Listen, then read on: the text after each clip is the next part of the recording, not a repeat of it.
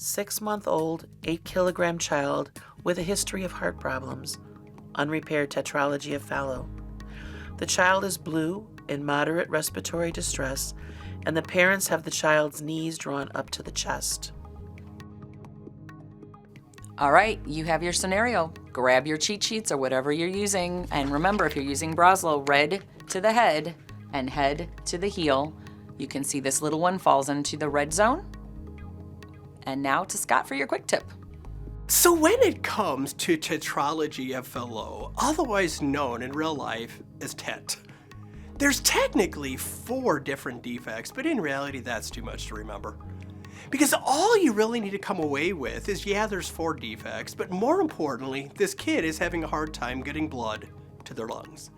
And as they're having a hard time getting blood to their lungs, anything that makes it harder to get blood there is going to make the kid turn purple.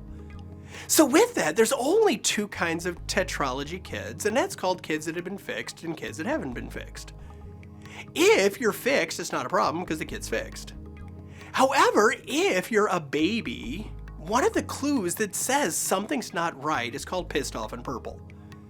Pissed off and purple means we start an IV, we stick them to get some blood, and they start screaming, and when they start screaming, they turn purple. And that's important because most times it's respiratory, and if it's not respiratory, it's probably respiratory. But if we've got pissed off and purple and it's not respiratory, that makes us wonder as to whether something potentially cardiac is going on. So babies are going to be pissed off and purple.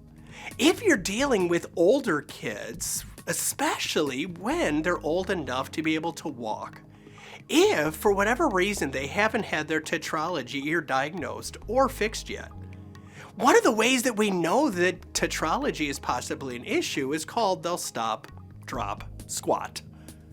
Stop, drop, squat means they're having a hard time getting blood to their lungs. So when they squat, you kink off blood to the bottom half.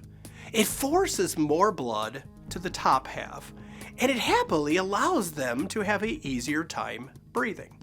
So in babies, pissed off and purple, in bigger kids, stop, drop, squat. Either way, if one of those 2 come into play, you're dealing with tetralogy, otherwise known as a TET spell.